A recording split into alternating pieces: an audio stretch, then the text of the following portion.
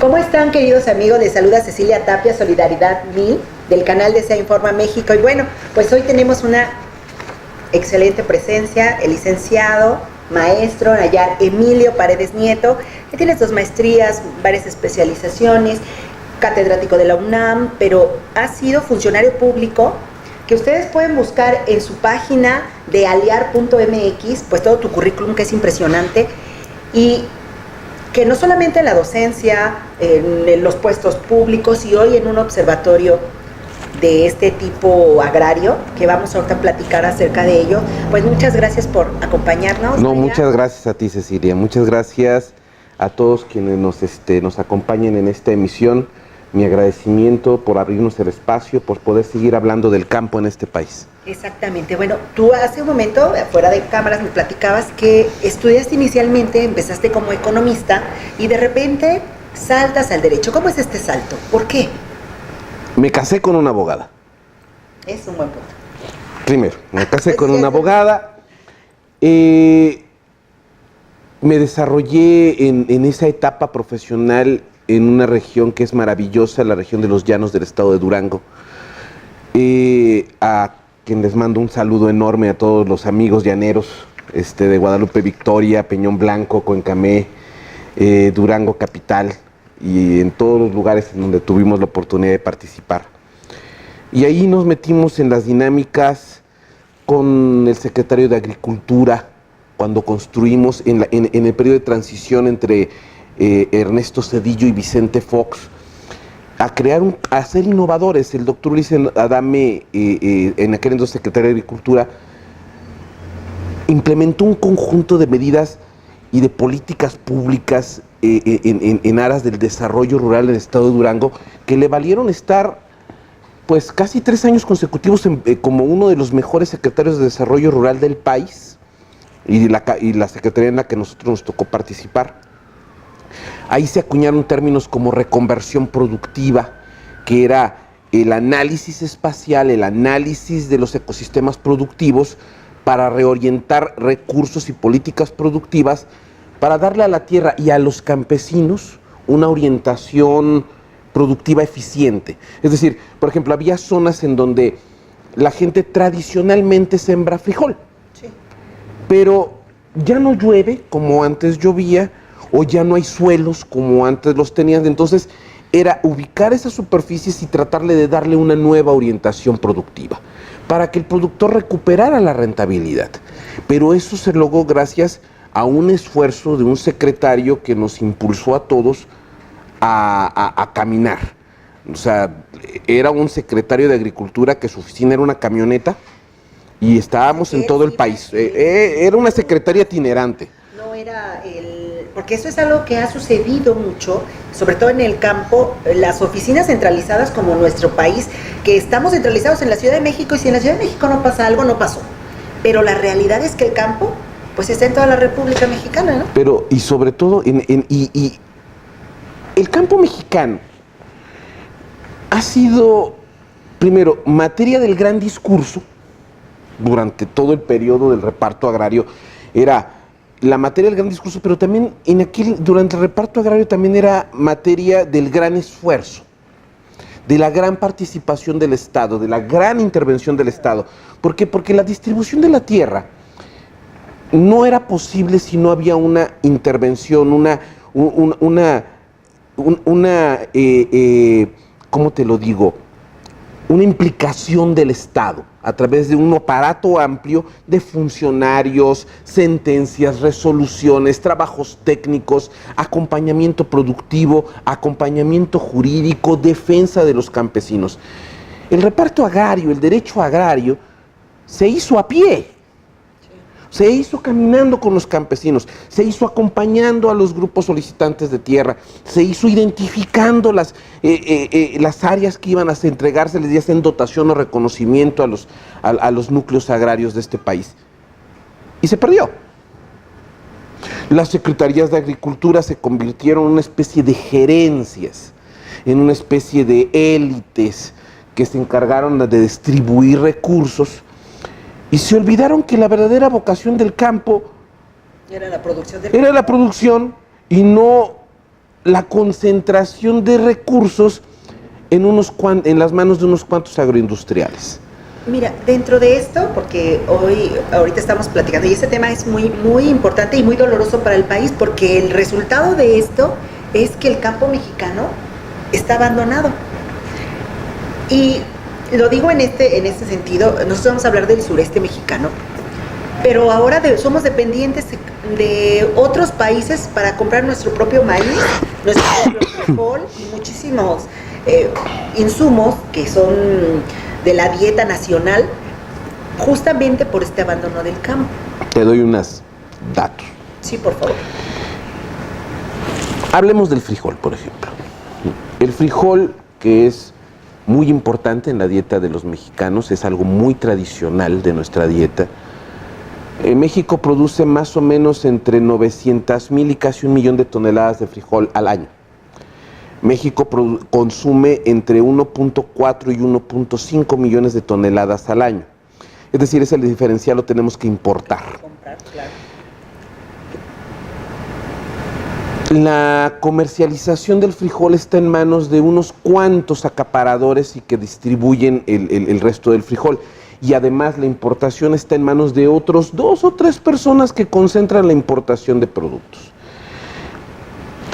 Entre el precio de compra, que hoy nuestro presidente estableció un precio de garantía de 14,500 pesos tonelada, y el precio de venta, que es más o menos de 36,000 pesos tonelada, es decir, te lo están vendiendo en 33 pesos el kilo, 28 pesos, 26 pesos, el margen de diferencia es el margen que debió haber servido y debería de servir para que la relación socioeconómica entre los núcleos de consumo, los espacios de consumo y los espacios de producción pudieran compartir los beneficios del mercado interno. Es decir, el productor debería estar recibiendo un precio justo que le permitiera darle rentabilidad a la producción y tener un mejor nivel de vida en beneficio de las poblaciones, de los espacios productivos, de mejorar la técnica, de mejorar la implementación, la concentración, la compactación de superficies, etcétera. Vamos, incentivar la organización productiva y el mercado pudiera incluso estar recibiendo productos de mejor calidad, hechos en México, a mucho mejor precio, pero el problema está en que el gran problema que existe es que dejamos que los problemas sociales los resolviera el mercado. Y el mercado no tiene prioridades sociales. El mercado tiene un conjunto de prioridades de beneficio, de su propio beneficio. Y ese beneficio es lo que ves entre un precio de garantía de 14,000 pesos y un precio promedio de venta de 26,000 pesos. Y ese diferencial de 11, 12 pesos queda en manos entre lo que se pierde por un deficiente trabajo de cosecha, después que hay que beneficiarlo, después que hay que pasarlo por 2, 3 manos antes de que llegue a un centro de distribución de un supermercado, que a su vez, ese supermercado, que no le permite a los campesinos de a pie acceder a la comercialización de los productos, sino que si tú quieres entrar a un supermercado, lo vas a tener que hacer a través de, ¿qué te gusta? ¿Otros 20 coyotes? No, sí. O las personas que tengan en sus manos la capacidad de empacar, concentrar y tener la capacidad de financiar al supermercado hasta por 90 días en lo que les paga, o peor aún, solamente aquellos que tienen espacios de anaquel preferente para que puedan vender sus productos dentro del supermercado, porque el supermercado es un hotelote. Claro. Si tú quieres una buena posición dentro del anaquel, pues hay que pagar. ¿Sí? Eso es a lo que no tiene acceso hoy nuestros productores de a pie, el productor social. Exacto, porque aquí lo que no hemos entendido del campo mexicano a nuestra mesa, que para ponerlo en palabras más entendibles, digamos, para los que no son abogados, es justamente estos intermediarios. Porque el que recibe no es el productor, no es el que siembra, no es el campesino. El que recibe es el intermediario, y dentro de estos intermediarios no solamente están los coyotes, estamos hablando, hay cajas que le prestan al campesino, hay gente que les consigue un préstamo, aún sea gubernamental, y les cobra un porcentaje, aunque su trabajo sea con darles el crédito, ¿no? Entonces, el campo mexicano no solamente está afectado por los temporales, porque no llueve, porque está abandonado por los problemas socioeconómicos, sino por esta serie de coyotes que al final del día pues son los que encarecen el plato de frijoles a la mesa, ¿no? Encarecen y lo hacen precario, además. 30 millones, Ceci, 30 millones de mexicanos viven en el campo mexicano. ¿Sí? De esos 30 millones, 80% viven en pobreza y pobreza extrema. Pobrísimos y que no tienen dinero, porque este es un tema bien interesante, Nayar, fíjate. Las personas creen, porque es una mala creencia de este mundo muy globalizado y centralizado, como en el caso de México, que los campesinos son flojos. No, pues se van a Estados Unidos, pero es que son flojos. No ven el problema social del campo, que es la falta de efectivo, porque ¿quién es el que gana en una cosecha? Déjate, doy la idea. 30 millones de mexicanos, 80% en pobreza, pobreza extrema. Sí. En propiedad social, es decir, ejidos y comunidades agrarias, 5.5 millones de mexicanos son dueños de 102 millones de hectáreas en este país. Es decir, el 51.4% del total de territorio nacional pertenece a ejidatarios y a comuneros, a pueblos originarios, ¿sí? Y a los campesinos, que viven en más o menos 45,000 poblaciones empobrecidas que carecen de drenaje, que carecen de agua potable, que carecen de servicios de salud, que carecen de todo. ¿Por qué? Y peor, el 51.4% del territorio nacional, es decir, la propiedad social, solamente participa en el Producto Interno Bruto en menos del 1%, es decir, el 20% del total de la población de nuestro país participa dentro del 1%. Pero todos esos 30 millones de personas que viven dentro del ámbito rural, de la ruralidad nacional, ¿sí? Son jornaleros agrícolas que viven en condiciones paupérrimas de esclavitud y sometimiento a los grandes agroindustriales que absorben el 3.5% del Producto Interno Bruto Agropecuario Nacional concentrado en la agroindustria, en esa agroindustria. Dos, la mayor parte de los sistemas producto nacionales, ¿sí? La mayor parte está concentrado y acaparado y controlado por grandes grupos agroindustriales, nacionales y extranjeros. Por darte un ejemplo, Lala es un agente preponderante que concentra la mayor parte del mercado de lácteos en este país.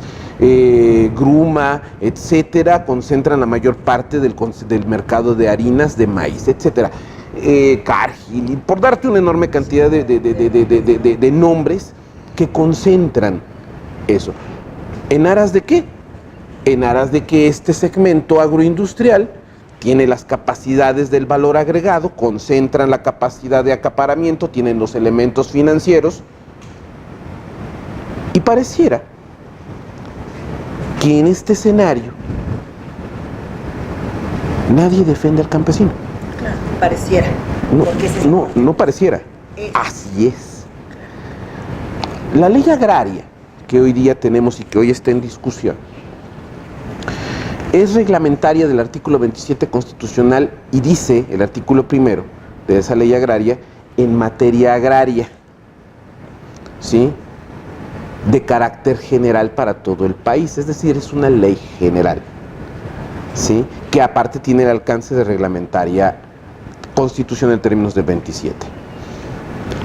Lo que en realidad hace la ley agraria, sin demeritar ninguno de sus alcances, de sus logros, de su gran historia, desde la ley agraria del 6 de enero de 1915, 2 códigos agrarios, la ley federal de la reforma agraria, el gran reparto agrario, el gran proyecto social postrevolucionario de la materialización de los derechos de los campesinos en la realidad nacional. Lo cierto es que en 1992 desarrollamos un nuevo proyecto agrario para regularizar, es decir, teníamos que suspender ya el reparto de tierras y regularizar lo que ya habíamos repartido para, supuestamente, con la promesa de que la certificación de los derechos ejidales iba a involucrar a los campesinos en el desarrollo. 26 años después, El campo está más pobre que en 1992. Sí, que es la época de Salinas de Gortari. Así es, sí. Millennials que Sí, señor. estaban naciendo. Así es. En 1992, la mayor parte de los fondos que administró Zagarpa, hoy CEDER, en el campo mexicano, terminaron siendo capturados por el sector más desarrollado del campo mexicano. Es decir, el recurso que debió haber sido destinado para desarrollar al productor social, al productor de a pie, al productor que se supone íbamos a involucrar en el desarrollo, en el sector, el campesino de a pie, ¿sí? Nuestros ejidatarios, nuestros comuneros, incluso nuestros ejidatarios y comuneros fueron excluidos de todas las leyes de desarrollo rural. No hubo programas focalizados a la propiedad social desde 1992 para acá, ¿sí?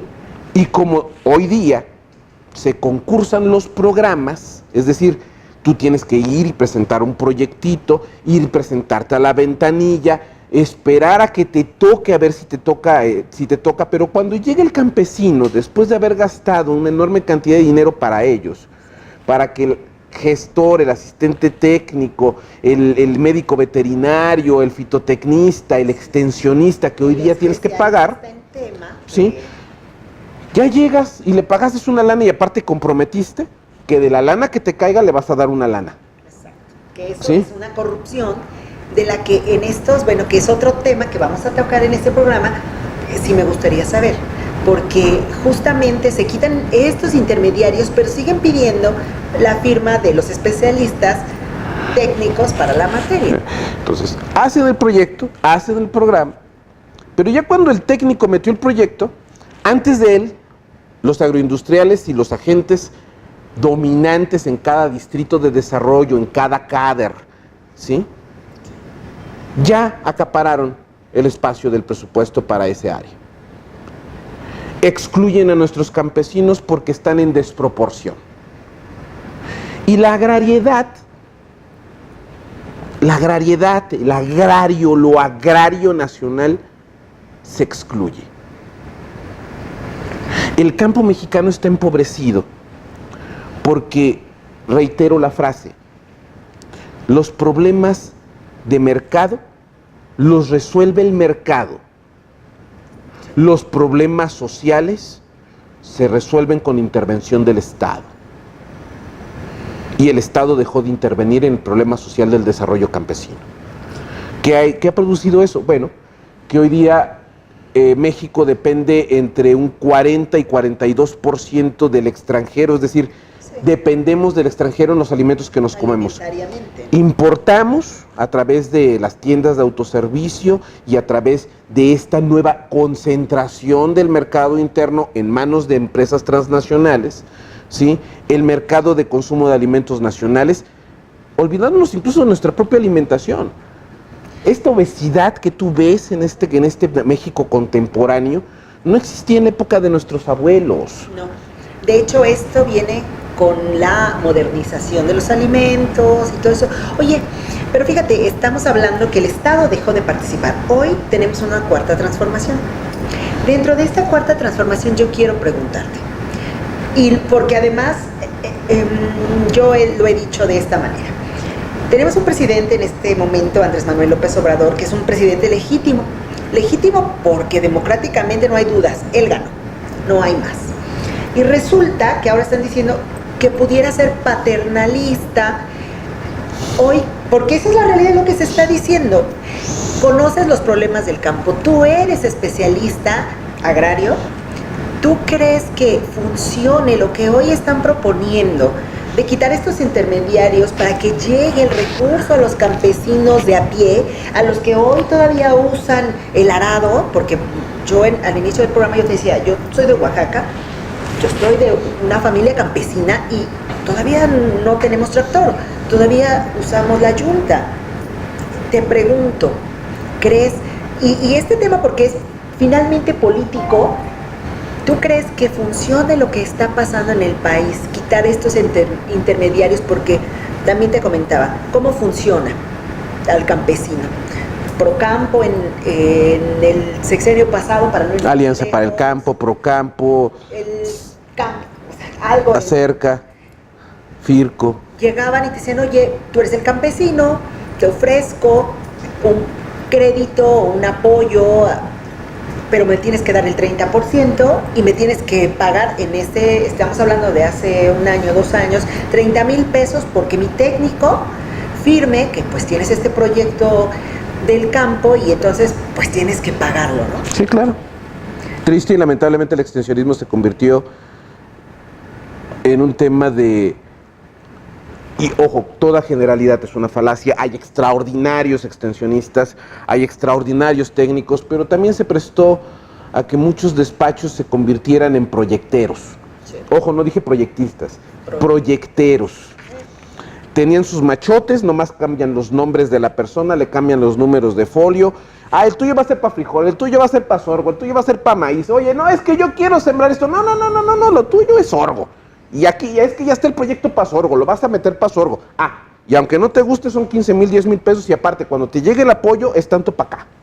Sí, y entonces, pero si es un crédito, tú eres el campesino, si es un crédito que sí tienes que pagar, porque también hay alguno que no es, que no A fondo perdido. A fondo perdido, me tienes que pagar, pero si tú tienes que pagarlo, tienes que pagar el 100%. Pero a ver, ¿qué propone Andrés Manuel? Legítimo, no sé si sea legítimo, sé que es constitucional. Bueno, yo me refería a que durante los sexenios pasados, y es la historia, ¿no? Sí. Calderón, pues, entró por atrás a tomar de protesta, había muchas protestas. Mira. Peña Nieto, pues, hubo manifestaciones multitudinarias. Pero ganó bien, Peña Nieto, o sea, ganó bien, o sea, hubo un porcentaje importante. Pero creo que la legitimidad de los presidentes no se mide en la forma de que tanta gente salga a tomar las calles. Se mide... La democracia, No, por eso me refiero. Es a lo que me refiero. La democracia se mide en los términos en los que la ciudadanía tomó las urnas. Claro. Y el mensaje aquí es contundente.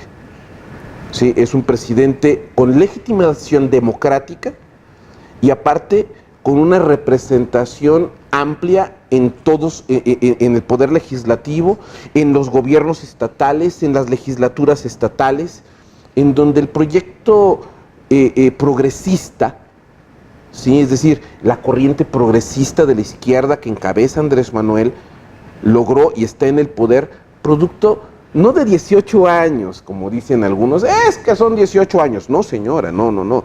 Es un proyecto de 50 años. Se burlan hoy de que la mayor parte del gabinete de Andrés Manuel es gente adulta. Sí.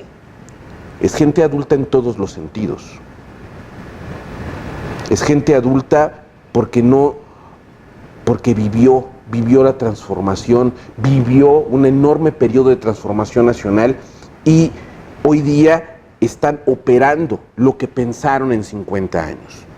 ¿Sí? O sea, esa transformación que hoy vemos no es otra cosa más que la gestación de un conjunto de demandas sociales que no son de manufactura reciente del presidente. No son de hace 6 años, no son de hace 12, no son de hace 18. No, es un conjunto de luchas y un conjunto de aspiraciones que no fueron creadas, ni escritas, ni pensadas, ni mucho menos reflexionadas a la luz de que se ganó el 1 de julio. No. Ahora, paternalismo. Bueno. Paternalismo. Hay que quitarle el miedo a la intervención del Estado. Una cosa es ser paternalista, que es lo que hizo el PRI a través de esquemas de control político corporativo. No, era más que eso. Porque el paternalismo incluye no solamente la intervención del presidente de la República, sino del partido político y el condicionamiento de un conjunto de potestades sociales para someter al pueblo paternalistamente, como el pater familias, ¿sí? Pater familias, ¿sí? Decirle al pueblo, yo soy el padre generoso que te doy, te daré, pero estás condicionado a tu obediencia. Andrés Manuel, yo no he escuchado eso de él.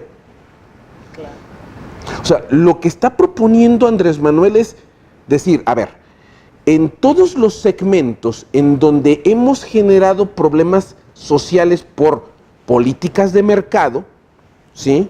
O hemos obstruido el flujo de recursos al desarrollo social y en medio tengo un conjunto de organizaciones sociales que esquilman esos proyectos, lo que yo estoy diciendo es, quito el intermediario para que llegue directo. Si la población aquí abajo quiere continuar utilizando a estas organizaciones de la sociedad civil va a seguir existiendo, estas organizaciones van a seguir existiendo. Si tienen una función representativa real, ¿sí? Ahí van a estar y van a seguir viviendo y van a seguir. El problema es que muchas organizaciones de la sociedad civil hoy día no tienen representación y se pusieron los membretes para convertirse en filtros de esos proyectos, de esos recursos, desviando, así con esas palabras, los recursos del desarrollo social. Retomando tu pregunta, ¿Andrés Manuel es paternalista? No. Él es un político social. Él es un político que está verdaderamente, y voy a parafrasear a la secretaria de Gobernación, Olga Sánchez Cordero, él es un presidente de la justicia social. Y la justicia social no se realiza a través de intermediarios no institucionales. Es un diálogo directo entre el Estado y el ciudadano, el gobernado, en una simbiosis directa. No necesita el Estado un intermediario no institucional. Claro, la pregunta era combinada. Esto de paternalismo, yo te lo digo porque lo he leído en las redes, la guerra está a todo lo que da y pues está ahí, ¿no? La otra era, ¿funcionará el quitar a los intermediarios para el campo mexicano? Porque esa es la parte donde nosotros los mexicanos tenemos la pata coja. Te pregunto, mejor te lo planteo de otra manera. ¿Verdaderamente funcionan organizaciones de la sociedad civil que no pueden vivirse del subsidio del Estado? No, por supuesto que no. Ese es el punto. Eso si yo soy una organización de la sociedad civil y tengo una función, una interrelación directa con mi gremio, con mi gente, mi existencia está justificada y se justificará y prevalecerá, claro, más allá del subsidio y del apoyo institucional. ¿Sí? Es al revés. Las resistencias que vemos hoy día de estas organizaciones de la sociedad civil es precisamente porque no están soportadas en una relación real, simbiótica con la gente que dicen representar, ¿sí? Organizaciones que sí tenemos una relación con nuestra gente, con los campesinos o con los niños en las guarderías, etcétera. Sí, que bueno, que son temas sociales que ahorita están manipulando. Así es. Y haciendo creer que bueno, ya nos quitaron. El ejemplo ahorita es el ejemplo de las guarderías, de las estancias infantiles. Las estancias infantiles son privadas. El sujeto del beneficio son los hijos de las madres trabajadoras o de las personas o de las familias que requieren la instancia. El enfoque del dinero era, se daba un subsidio a la estancia infantil por cada niño registrado. Bueno, ¿cuál es el problema? El problema está en que ya el dinero ya no se les va a entregar a las instancias y ahora se les va a dar a las madres para que definan a quién. Le van a dar. Y las organizaciones de la sociedad civil que defienden esto dicen, ay, las mamás se van a gastar la lana en otra cosa. Bueno, que justamente, pero eso tiene que ver con la sociedad. Peor. Llega el secretario de Hacienda en un comentario que mucha gente consideró que era una broma y dijo, pues que los cuiden las abuelas. Y toda la aristocracia de la sociedad civil salió diciendo, es que como los abuelos. Conozco más de 40 pueblos que cuando dijo, oye, que los abuelos los cuiden y que aparte les den una lana por cuidar, que muchos abuelos dijeron, oye, es lo que ya hacemos. Sí, nosotros los cuidamos gratis. Y los cuidamos gratis. Sí. Sí, Otros dijeron, bueno, y los que no lo van a poder, pues ahí están las instancias infantiles. Fíjate, dijiste algo bien importante, porque dijiste 40 comunidades. Yo conozco 40 comunidades. Cuando menos que hemos platicado diciendo. El campo. Y es que eso es lo que está pasando y lo que no alcanzamos a visualizar. Las personas que solo tenemos una visión de una ciudad centralizada, creemos que sí, y lo dije al principio, creemos que si no pasa en la Ciudad de México, no pasa. Pero si tú vas a Oaxaca, vas a Chiapas, vas a Michoacán, a Guerrero, a Veracruz y a todos los estados de la República que a lo mejor no pintan por su Producto Interno Bruto, bueno, estatal, o que no pintan por su producción o por el dinero que recauda de impuestos, etcétera, etcétera, pero sí por sus usos y costumbres ancestrales, como es esta de la crianza y el cuidado, porque siempre que una mamá trabaja, pues el que lo cuida es la abuela, y generalmente es la abuela materna, ¿no? Pero, a ver, sureste mexicano. En el sureste mexicano... Bueno, ¿cuáles son del sureste mexicano para qué? Oaxaca, Chiapas, Veracruz, Tabasco, Campeche, Yucatán, Quintana Roo, posiblemente, si queremos ser un poco generosos, incluso parte de Guerrero, porque comparten ciertos elementos culturales. Comparten la Costa Chica. Sí. Ahí tenemos estados en donde cada colonia es un municipio. En cada municipio hay como 40 ejidos. Cada ejido tiene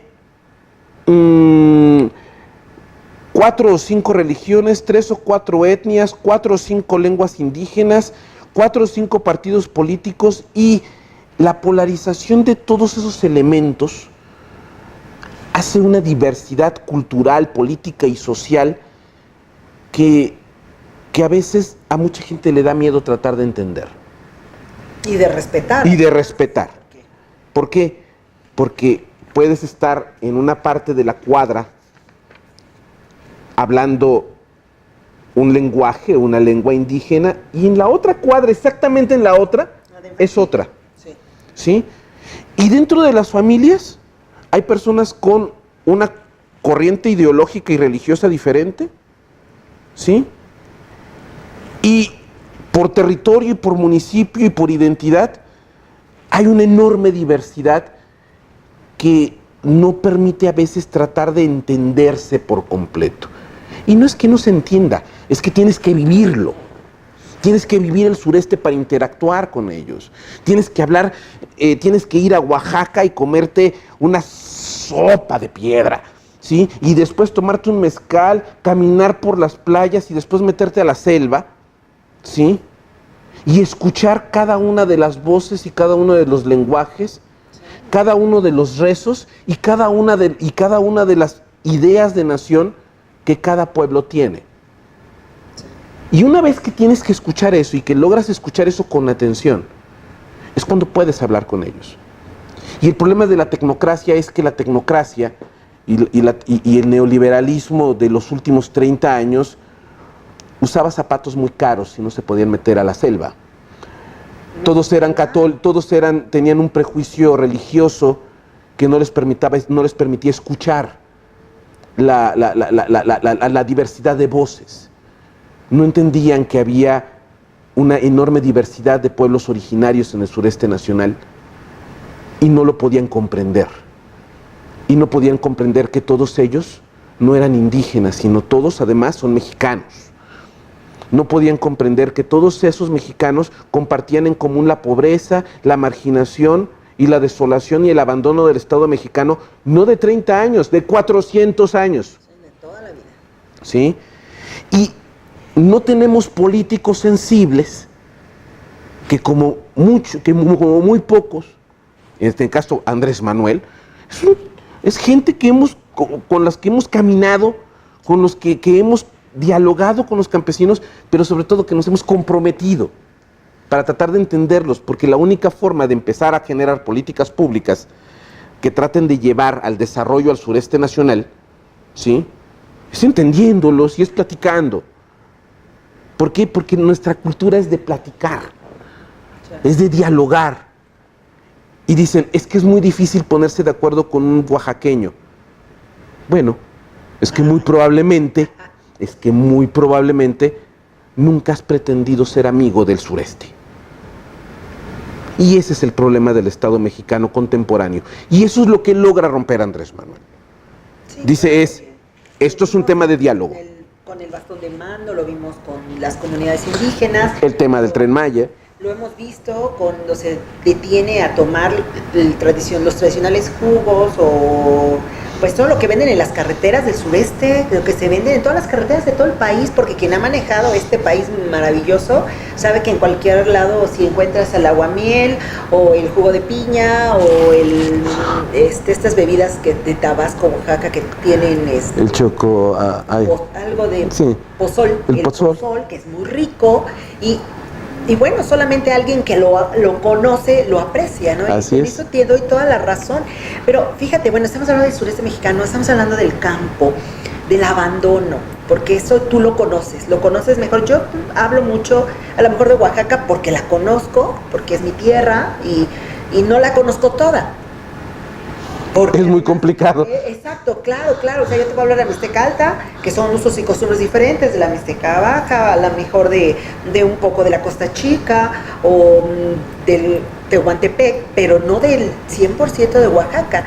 Y es cierto lo que dices, no se aprecia, pero hay dos cosas: Chiapas, Oaxaca y Guerrero, pobrísimos. Veracruz, un poco. Tabasco, Campeche y Yucatán tienen algo que les ha favorecido, que ha sido el petróleo. ¿Cómo se combina todo esto en el sureste mexicano con la agricultura? Porque, por ejemplo, tú vas a Tabasco y hasta hay colonias especiales para gente que vive de zonas petroleras. Hubo un chiste malísimo en los años 60, 70, que decía, mientras el norte trabaja, el centro administra y el sur descansa. ¿En serio? Es un mal chiste que además quiso traer a la vuelta el señor Cuadrillo. Sí, y así le fue. Qué tontos. ¿Por qué? Porque la mayor parte de lo que supuestamente trabaja el norte y que administra el centro, ¿sí?, se provisiona de los enormes recursos que proporciona el sur. Así es. Campeche, el principal productor de petróleo, igual que Veracruz y Tabasco. Y además, estados muy abandonados, Eso, ¿no? que ahorita con esta reforma energética, empobrecidos. No, ve Campeche. Se volvió una ciudad fantasma. Ciudad del Carmen. Ciudad del Carmen. Porque sí fui yo el año pasado, tristemente, Sí. Villahermosa se cayó. ¿Sí? Coatzacoalcos ni te digo. Bueno, el punto es, la mayor parte de las reservas de agua nacionales están en el sureste. Sí. La mayor parte de la biodiversidad nacional está en el sureste. La mayor parte de los ecosistemas de mayor riqueza de esta parte del hemisferio global están en el sureste mexicano. Recursos mineros de altísimo valor se encuentran en el sureste. La mayor parte de estos proyectos transísmicos, el viento, etcétera, para generar alternativas de mercado y de energías limpias, están en el sureste. La mayor parte de nuestro acervo cultural, lingüístico, artesanal, están en el sureste. Y pese a toda esa riqueza, lo único que nos hemos dedicado es a decir, ay, mira, pobrecitos, ¿sí? Pero no nos hemos acercado a comprender, a analizar. Verlos que están pobrísimos. Vas a Chiapas y la mayoría de los niños chiapanecos trabajan porque sus papás no los pueden mantener. Tan pobrísimos. O sea, pero vamos a quitarle dramatismo. Bueno, Creo pero que esta es no, una realidad. No, pero vamos a quitarle dramatismo. Y esto lo digo con mucho respeto para el sureste. Creo que el sureste merece ya no ser tratado como menor de edad, ni como los pobrecitos del país. Mira, ¿sí? merecen no ser tratados, pero han sido empobrecidos. Sí, han sido empobrecidos, por los gobiernos. Pero mi punto es, ¿quieres verdaderamente involucrar al sureste nacional en el desarrollo? hay que hacer lo que ya se empezó a hacer con este sexenio. Hay que ir a bajar, hay que ir a caminar, hay que ir a escuchar y hay que ir a acordar. ¿Por qué? Porque no ha habido ese trabajo institucional del Estado mexicano. Los derechos humanos son de Morelos para el norte del país. Los derechos humanos sociales, económicos y culturales, el desarrollo, el acceso al mercado, el acceso a la salud, el acceso a la vivienda digna, el derecho al trabajo digno. Esos derechos humanos no están hechos efectivos en el sureste nacional. Gobernadores, presidentes municipales, diputados, políticos enteros se han dedicado a esquilmar el sureste nacional, que por mucho tiempo fue el bastión priista por excelencia, ¿sí? Y hoy le dio la espalda al PRI. Sí. Hoy le dio la espalda al PRI. Les cobró ¿Sí? la factura después de... Claro, después de tantos años, después de tantas promesas, después de cuántos gobernadores que dejaron terriblemente endeudados sus entidades federativas, después de cuántos gobernadores con caras bonitas, casados con artistas de cine, se dedicaron a vivir la gran vida y a gastar los presupuestos del Estado. Los famosos virreyes, ¿no? Para gobernadores mis reyes, Sí. ¿sí? Que se dedicaron y que se dedican Saqueo al saqueo de los estados, ¿sí? Pero eso sí, haciendo obras de relumbrón, pero dejando a la mayor parte de las comunidades indígenas alejados de todo. Fíjate, esto que estamos platicando y que me parece muy interesante, porque bueno, hablamos del sureste mexicano, pero si nos vamos un poquito al Bajío, si nos vamos, todos tienen una problemática interesante, pero hace un momento decías, no hay que tratarlos como pobrecitos, no, por supuesto que Jamás. por supuesto Son que gente no. muy digna Ah, no, exacto. y muy valiosa. Pero es gente que realmente, y te voy a contar rápido la historia de mi pueblo, porque a mí que las personas que me hacen el favor de compartir estas transmisiones conmigo, yo lo he comentado, he peleado mucho por mi tierra. Yo les decía, hace 35 años salí de mi tierra, de Yolomeca, Oaxaca. Cuando yo salí de ahí, había una comunidad, o sea, teníamos un cebú para que pudiera pues mejorar la raza de Sí, todas claro. de toda la comunidad. Era el cemental. Era el cemental, por supuesto. Entonces lo pedías al municipio, oye, préstame su cebú, ahí va a tus vaquitas, y así había borregos de estos de Europa, y no recuerdo de dónde eran, que Carapnegras. sí, para que pudieran mejorar la carne, la raza, por supuesto La lana. la lana, porque aparte en mi tierra pues todavía se tejían los sombreros y se hacían las cobijas de lana, o sea, todo era una industria. Finalmente se terminó eso, se fueron pasando, algún idiota presidente municipal se le ocurrió que inscribir a Yolomecal, que es un pueblitititito, como una colonia, como una ciudad, no como un lugar rural. Por lo tanto, se acabaron los apoyos. Pero esta es la historia de Yolomecal, un municipio de más de 500. Yo quisiera saber cómo están los demás municipios. Tenemos un río contaminado, una ciudad rural sin apoyo federal, tenemos una ciudad que ya no tiene el cebú para mejorar la raza y que por supuesto los jóvenes emigran buscando el sueño americano porque las tierras, pues no hay sistema de agua, no hay luz, no hay teléfono, las casas, o sea, tienes que ir igual a la casetita. Pero te estoy hablando de hace 35 años que yo salí de ahí, al día de hoy, que voy todos los julios, están invitados a la fiesta de mi tierra, estamos en las mismas condiciones. Entonces yo llego de Nochistlán, hasta ahí tengo señal de teléfono, porque pues obviamente está la federal y ya me tengo que ir para mi tierra, y ya no hay línea telefónica, menos hay internet, no hay drenaje, o sea, somos un pueblititito, y que nunca vamos a dejar de ser el pueblititito si no echamos para atrás esa locura de que somos una ciudad que ya no necesita apoyo como pueblo que siembra, como campesinos. O sea, esta es una historia verídica. Imagínate por qué yo me interesaba, abusando yo de Nayar, el tema del campo y cómo resolver estos problemas que a lo mejor va a decir, bueno, pues que no son ni 20,000 personas, pero tenemos un río contaminado. ¿Cuánto le cuesta a México perder un campesino? ¿Cuánto le cuesta a un país perder un campesino? ¿Cuál es la función de un campesino en un país? Pues mucha gente dice que nada más es la de sembrar y producir alimentos. Nada más, bueno, o sea, ya de entrada es algo. No hay nada más humano. Yo te voy a decir, cuando a nosotros no se nos da el frijol, no hay que comer. Así es.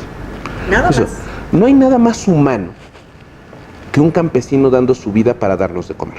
A todos. Así de sencillo. Cada vez que un país pierde un campesino, pierde soberanía. Cada vez que un país pierde un campesino, pierde quien cuide las selvas, quien cuide los árboles, quien cuide los ríos, quien cuide los ecosistemas, quien preserve la cultura y quien articule las redes comunitarias de desarrollo. ¿Por qué? Porque el campesino tiene una función social amplia. No solamente es alguien que se sube a un tractor y siembra, no, tiene una enorme función social. El norte se desarrolló en forma industrial, qué bueno.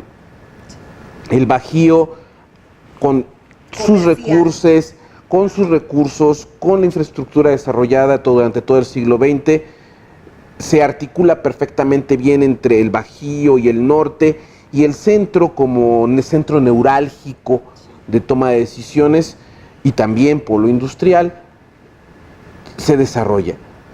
Pero para que todo este desarrollo haya sido posible, se tuvo también que contar con el apoyo del sureste. Y el problema está en que todo este desarrollo del norte y el centro no generó una retribución a las aportaciones del sureste. Y van a decir, es que ¿qué aportaciones? Agua, paz social, hidrocarburos, cultura, turismo, etc. ¿Qué más tenemos que hacer? ¿Qué tenemos que hacer para que el sureste se incluya? Primero, caminarlo, escuchar y tomar acuerdos. No se ha hecho en forma sistemática, constante y efectiva los últimos 30 años, cuando menos. ¿Sí? Queremos desarrollarlo, tenemos que ir a caminar. Queremos desarrollarlo, tenemos que ir a acordar. ¿Sí?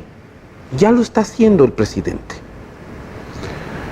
2, el campo mexicano no es un tema nada más de alimentos. En la propiedad social, es decir, en los ejidos y comunidades agrarias, se encuentra más del 67% de las superficies concesionadas a mineras. ¿Sí? En la propiedad social, más del 62% de las tierras que van a requerir las ciudades para su crecimiento pertenecen a ejidos y comunidades. Más del 80% de las reservas hídricas están en ejidos y comunidades agrarias. Aquí, todo eso... Déjame hacer una pregunta.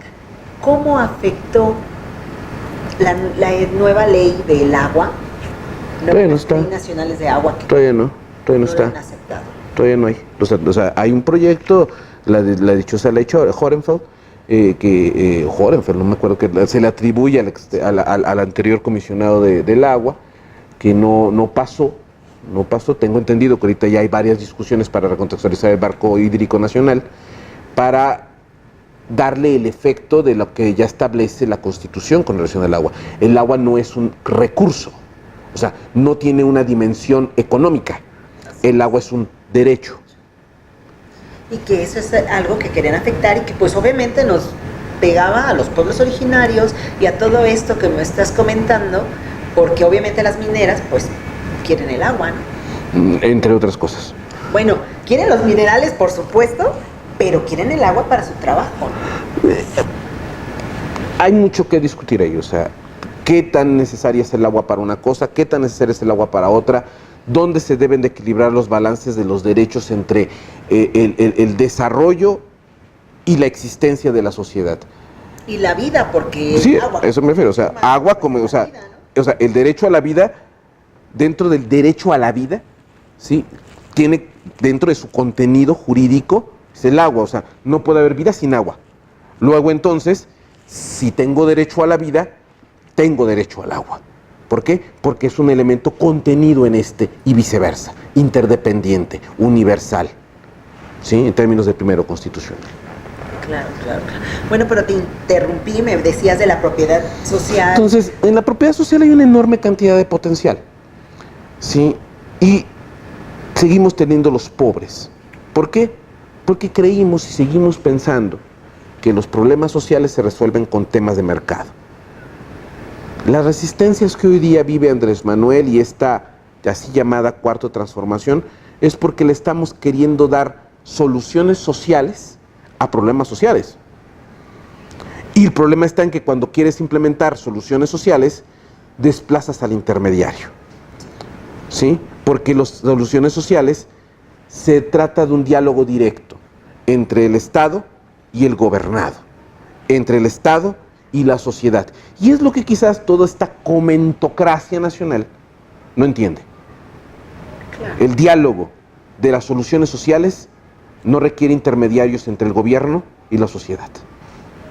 Fíjate que esta parte, y bueno, esta resistencia de la que hablamos, esta resistencia que tiene que va a afectar al campo, porque oye, quita los intermediarios, se va a ir todo a la derecha y entonces acusan al gobierno, no, pues es que son paternalistas, ya nos dijiste la diferencia entre un paternalista, y por eso te lo quería preguntar a ti como especialista, no solamente especialista en derecho agrario, sino que conoces el campo mexicano, porque no es lo mismo y nunca lo va a hacer estudiarle los libros que son maravillosos y aprendes y todo, a ir y poner el pie en un sembradío o en el momento en el que alguien está cosechando, o nunca va a ser lo mismo el saber que, oye, ese río se desvió, porque eso pasa en la comunidad, de repente dices, bueno, ya no tengo agua porque el río se fue para allá y no tengo un sistema para traerme el agua para acá, y entonces mis tierras se quedan. Esa es la problemática verdadera del campo. La gente de las ciudades no la conoce porque tenemos un gran turismo, porque México es un país bellísimo, pero pues el que conoce las playas conoce hoteles de 3, 4 y 5 estrellas, y por supuesto no sabe lo que es el campo mexicano. Nadie va a los sembradíos de Oaxaca, pero el campo mexicano tiene más problemáticas. Ahorita estamos hablando del agua, estamos platicando de... No, hoy hicimos ensalada. Sí, ya vi, porque la idea original era que platicáramos acerca del sureste mexicano y el derecho agrario, pero son tantos temas nacionales. Por ejemplo, ahorita sale lo del agua. Yo te quiero preguntar algo también, porque yo sí he recorrido el campo mexicano en muchas comunidades de este hermoso país, y me he encontrado campesinos que cambian el maíz por la droga. Pero ese es un tema muy delicado, pero también es parte de la problemática del país. Y yo te estoy hablando de lugares donde insospechados, que a lo mejor si ustedes, yo les hablo de pueblitos, de a lo mejor de Hidalgo, San Luis Potosí, que es los que yo he caminado, pero no lo hacen porque sean flojos, no lo hacen porque no quieran trabajar o porque sean mañosos, porque para ellos sembrar una flor es igual que sembrar un maíz. Eso les va a dar de comer. Pero es parte de una problemática que sí tiene que ver con el tejido social y con la pobreza.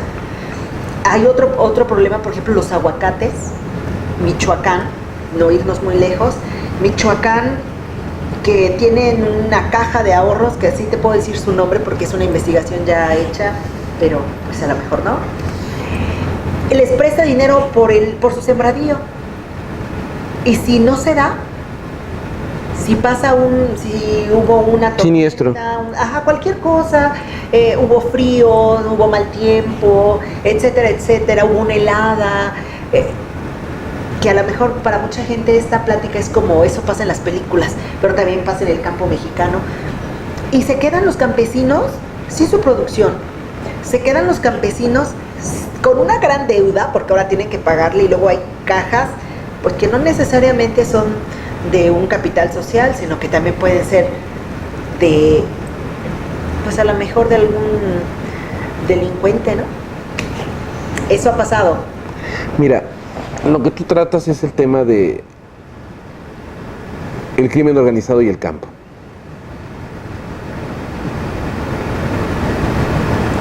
que pasar para que un campesino deje de sembrar maíz para que siembre mota? O hay muchos factores. O sea, primero, la coacción, Sí, la violencia. Claro.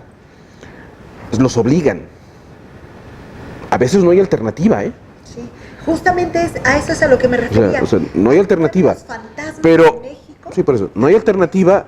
¿Y por qué se dio eso? Porque el Estado abandonó a los campesinos. Que finalmente es un tema, Sí. es el tema original. Así de sencillo. Este programa. O sea, el Estado abandonó a los campesinos. Los abandona Punto. en la siembra, los abandona En para todo. la pobreza, Y le abandona quitó, le quitó seguridad, les quitó vías de comunicación, les quitó educación, les quitó todo. ¿A manos de quién dejan a los campesinos? Sí. Y ojo, no utilizo la palabra pobres campesinos, no. No. ¿En manos de quién los dejaron? ¿Sí? Ahora, aguacate y cadenas estructuradas de mercado. El aguacate es una excepción en México. ¿Por qué? Porque ahorita el aguacate se exporta a todo el mundo y hay un boom de que todo el mundo quiere hacer guacamole. Los chinos quieren hacer, el día que los chinos quieran hacer guacamole, Ave María Purísima. No, espera, hay gente que comen helado de aguacate. Por eso, no. En el Por eso. oriente. El día que los chinos quieran hacer guacamole, Ave María Purísima. Se van a llevar los aguacates como se llevaron los nopales. Por eso. Entonces, el punto es, México necesita estructurar cadenas de producción de alto valor, como sucede con el aguacate, como sucede con el limón, como sucede con mucho de nuestra industria de invernadero, como sucede porque tenemos una gran riqueza de jitomate, cherry, brócoli, berro, etcétera. O sea, hay una enorme cantidad de cultivos de mediana y alta tecnificación, ¿sí? Que hoy día son objeto de exportación al mundo, desde México, de altísima calidad, pero concentrada en unos cuantos agroindustriales, ¿sí? Cuando esa producción, esa diversificación de la producción, esa riqueza, bien pudiera multiplicarse con una intervención efectiva del Estado. Y creo que lo está logrando el Estado. Poco a poco, en esta nueva rediseño de la CEDER. Que esa era parte de la CEDER. Fíjate, esta era parte de la otra pregunta. Bueno, de la pregunta original que nos trajo a esta charla. ¿Funcionará esta estrategia actual del presidente Andrés Manuel López Obrador al campo mexicano? Porque el campo mexicano no necesita un milagro, necesita atención, recursos y mucho trabajo, compromiso. Mira, me encantaría ser optimista, Ceci. A mí también. Sí, me encantaría decir, sí, o sea, me encantaría ser un chairo acá, soñador, ensoberbecido, diciendo, claro, la cuarta transformación todo lo puede. No. Eso lo sabemos. O sea, hay una muy buena disposición del gobierno por querer reconfigurar y reorientar la política del desarrollo rural, que no es lo mismo que desarrollo agrario, son cosas diferentes, ¿sí? Pero el desarrollo rural necesita mentes, necesita manos y necesita gente capacitada con un compromiso social. Durante 30 años los neoliberales nos llenaron de gerencias de desarrollo en la mayor parte de la estructura de la Zagarpa. Sí, se convirtió en una especie de gerenciación de desarrollo para distribuir recursos en manos de los que se supone sí sabían hacer producir al campo mexicano. No, hoy día necesitamos extensionismo, hoy día necesitamos promotores de desarrollo y promotores de producción, gente que se meta desde temas de conservación de suelo, reestructuración de procesos productivos, reorientación del gasto, reestructuración de cadenas de mercado, porque ya lo vamos a tener, tenemos ya precios de garantía, se consolidó Liconza Diconsa, es decir, una nueva CONASUPO, un nuevo sistema nacional agroalimentario como en los años 60 y 70, es decir, se están retomando recetas que ya conocidas, que funcionaron, dicen, es que no funcionó. Bueno, hay que ponerse a leer un poquito. Es que también, bueno, yo aquí, sin ánimo de la discriminación, ¿no? Muchos de nuestros amigos, porque esa es una realidad, yo tengo muchos amigos que votaron en contra de Andrés Manuel, o votaron por otros, ¿no? Que son panistas, priistas, pero que jamás han tenido un hijo en una escuela pública. Pero entonces cuando hablas de la reforma educativa, ellos dicen, no, yo quiero entrar a la reforma educativa, cuando tienen hijos y que bueno, que los puedan pagar en una escuela privada, pero entonces ¿cómo puedes opinar de algo que no conoces y que no te afecta? Bueno. Y en el estricto sentido, ¿a qué voy? No te afecta, entre comillas, porque me refiero a tus hijos, pues ya los tienes en otra educación, pero sí te afecta cuando salimos en nuestro país y estamos como estamos, que hay una producción de ninis que no tiene culpa de los ninis, sino del Estado, que es su responsabilidad, que tiene... Entonces, hay gente que no conoce el campo mexicano, pero le gusta hablar de eso, pero come tortillas, y come frijoles, y come habas, y come todo lo que sembramos. Pues, no, porque hay gente que come habas y las compra en Walmart y no va a una central de abastos. Hay gente que come jitomate, todos comemos jitomates, y no, ojo, no me refiero a eso. La gente no es culpable de ir a comprar un supermercado. No. Mi punto es mi punto es, ¿por qué dejamos de gastar en las cadenas de producción, de articulación de producción entre el Estado, entre el productor y el mercado? ¿Por qué dejamos de ir a los tianguis, los satanizamos? Dejamos de ir a las centrales de abasto, los satanizamos, etcétera.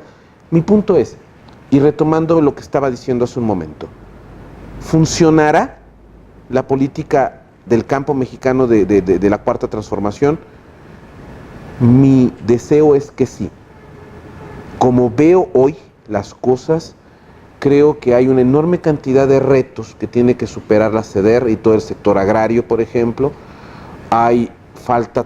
Faltan manos, faltan talentos, faltan incluir a más elementos que tienen propuestas, y hace falta que dejen de estar planeando tanto y que empiecen a actuar, porque están empezándose a consumir los tiempos, y cada vez que pasa el tiempo, ¿sí?, sin que haya un plan de ejercicio de acciones, también el bono democrático se va consumiendo.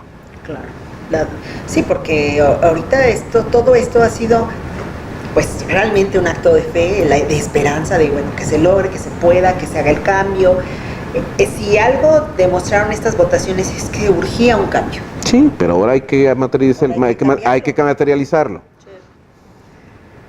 Sí, bueno, pues mira, es algo, yo la verdad es que soy muy apasionada. Yo no conozco mucho el campo legalmente, que ese es un tema que ahorita vamos a abordar, pero tú solito. Me refiero porque a lo mejor nos vas a decir, oye, ¿qué es el derecho agrario? ¿Qué estudia? ¿Cómo lo estudia? ¿Para qué ayuda? ¿Cómo ayuda a los campesinos hasta en sus limitaciones de tierra? Los conflictos que hay entre Estado y Estado por una línea divisoria y todo esto que tiene que ver con el derecho agrario, pero el campo como movimiento, como de campesinos, el campo social, el campo de los jóvenes que se van a Estados Unidos y que en el camino mueren, y no es tragedia. O sea, no es una tragedia. No estamos hablando de, ay, es que esto es una novela, no, es que es una realidad, que no ha pasado esto. Trágica. Es que Peña Nieto, no, ni tampoco es que Calderón y Fox y hacia atrás, no, es que ha pasado sistemáticamente durante los últimos 50 años o más. Bueno. Pero ¿qué ha pasado? Sí, que claro. Hemos estado, en lugar de exportar aguacates, estamos exportando migrantes, y eso está delicado, ¿no? Pero muchos de los que se van son campesinos que no tienen otra oportunidad. Quizás para aterrizar este tema hoy, ¿qué te dejo? Te voy a dejarles cuando menos dos reflexiones. El campo mexicano no es un tema que se resuelva con supermercados, necesariamente, ¿sí?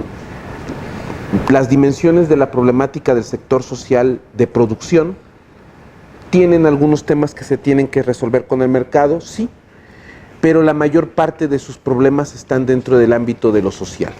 Están dentro del ámbito de la inclusión, está en el ámbito de la educación, está en el ámbito de la educación, de la capacitación para la producción, de focalizar proyectos y presupuestos para su desarrollo, es decir, están dentro del ámbito de la intervención del Estado, ¿sí? El campo necesita esa parte. Es un tema multidimensional, con varios temas, pero los temas del mercado que los resuelva el mercado y los temas sociales que lo resuelva el Estado.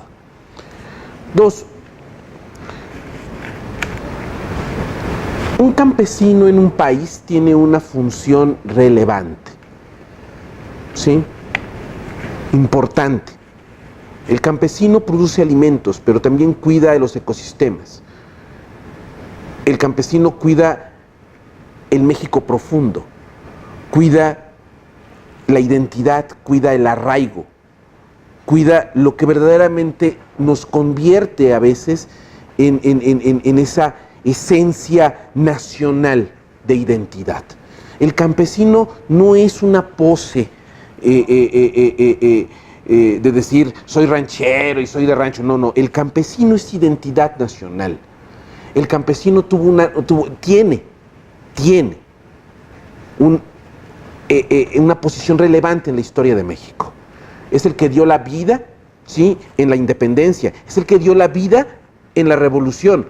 Es el sujeto que recibió la tierra después de la Constitución. Es el sujeto que permitió que se colonizara el país, que se pacificara el país. El campesino hoy requiere recuperar su posición histórica y social como un agente relevante en el desarrollo nacional. Fíjate, esto yo creo, a mí me gusta mucho esta parte social, esta parte en la que se le pueda reconocer a una persona olvidada, a una persona disminuida, y no porque lo sea, porque lo estás aclarando. Los campesinos, o tú ves a una persona digna, bueno, exacto, de campesino, y ves no, ni siquiera le das, porque no trae las marcas, porque no trae los zapatos para atravesar el río, que no los necesita, o porque usa huaraches, o porque tiene las manos curtidas al sol, porque así son nuestros campesinos, los que siembran, los que ponen el maíz en la tierra o lo que vayan a sembrar en los surcos. Y bueno, tú tienes un programa que se llama El Surco Mexicano. Platícanos un poquito de él para despedirnos, porque sí es importante la dignificación del campesino, no solamente como el productor y el gran participante de nuestro país y de nuestra economía. ¿Qué es un surco? Es un hoyito para sembrar. Es el trabajo. Es el trabajo efectivo de la actividad humana en la tierra. ¿Sí? Eso es el surco. Eso es un surco. Un surco es la existencia de la inteligencia humana en la tierra para producir. Por eso se llama el surco, porque quisimos hacer un ejercicio inteligente, un ejercicio humano en la tierra para sembrar esto que estamos haciendo contigo, Ceci. Queremos sembrar prosperidad, queremos sembrar mensaje. Queremos sembrar no activismo, sino ideas, ¿sí? Ideas que se puedan sembrar en todos y cada uno de quienes nos vean, que nos escuchen, ¿sí? Que podamos sembrar en ellos, más allá de la esperanza, la certeza, que recuperen la certeza de que son importantes, de que el campesino de México es importante, es relevante, es alguien que debe de ser valorado y recontextualizado en el México del siglo XXI. Porque salvar a México es salvar al campo mexicano. Sí, mira, ya con esto vamos a dar por terminada. Muchas gracias, Nayar. Yo creo que no pudiste ser más, y a lo mejor habíamos empezado por esta entrada tan triunfal, porque es cierta. Poca gente reconoce la importancia del campo, poca gente reconoce la importancia del campesino, del derecho agrario, y a lo mejor nos faltaron algunos temas. Pero bueno, ojalá que en un futuro nos acompañes, que te haya sido pues cómoda esta charla, y a todos nuestros amigos de SEA Informa México, pues les agradecemos su presencia, y por supuesto, ¿tú tienes un correo, algo donde ellos pudieran hacerte alguna pregunta? Sí, el sitio de internet del Observatorio Agrario, www.observatorioagrario.org. En Facebook me pueden localizar como Nayar Nayar Paredes, igual en LinkedIn. ¿En dónde más estoy? www.aliar.mx, que es el de nuestro despacho. En general, tecleen Nayar Paredes o Observatorio Agrario y ahí nos encuentran. Pues muchísimas gracias. Gracias a ti, Miriam, Ceci. qué bárbaro, me encantó. Y pues bueno, nos quedamos con el campo y con su importancia. Muchas gracias. Gracias a ti.